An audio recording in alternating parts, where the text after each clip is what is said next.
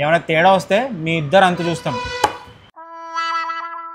Hello, okay bro. Bro పోల్ చొక్కా వస్తున్నాడంట. పోల్ చొక్కా వస్తున్నాడా? ఇక్కడికి ఎందుకు వస్తున్నాడు? ఏదో సీరియస్ మ్యాటర్ అంట, మీతో మాట్లాడాలంట. ఇదిగో ఇక్కడే ఉన్నాడట బ్రో.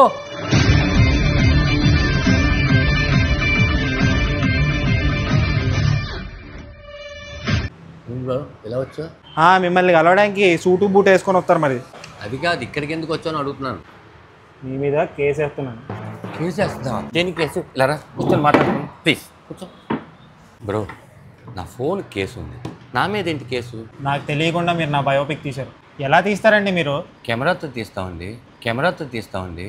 జబర్దస్త్ జోకులు ఇక్కడ వేయకండి. జబర్దస్త్ లాగా ఉన్నాయి జోకులు. సారీ చెప్పండి, ఏంటండి ప్రాబ్లం ఏంటి? రామం రాఘవం సినిమా ఉందా? ఉంది. సినిమా వస్తుంది 21st. అవును, అది నా బయోపిక్కే. ఒక్క నిమిషం సార్. ఎవరికి లాయర్ కాల్ చేస్తుంది? కాదు సార్, మా రైటర్కి. సార్ శివప్రసాద్ యానాల్ గారు, సార్ ఇది ఎవరైనా బయోపిక్ కాపీ కొట్టారా, ఒరిజినల్ స్టోరీయా? ఒరిజినల్ స్టోరీనా? అయితే కాన్ఫిడెంట్గా మాట్లాడతాను చూడండి.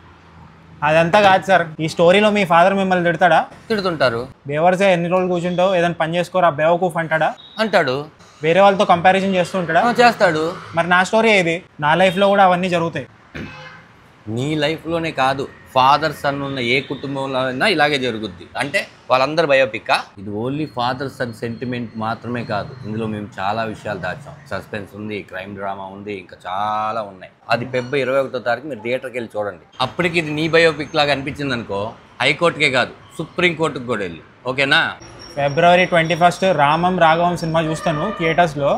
ఏమైనా తేడా వస్తే మీ ఇద్దరు అంత చూస్తాం. గైస్, ఫిబ్రవరి 21 రామం రాఘవం థియేటర్లో రిలీజ్ అవుతుంది. మీరందరూ కూడా మీ ఫాదర్ని తీసుకుని వెళ్ళండి. ఖచ్చితంగా చాలా చాలా చాలా ఎంటర్టైన్ అవుతారు. ఒకవేళ ఇది మీ బయోపిక్ లాగే అనిపించింది అనుకోండి, మీరు కూడా హైకోర్టులోను సుప్రీంకోర్టులోను కేసు వేసుకోండి, ఓకేనా?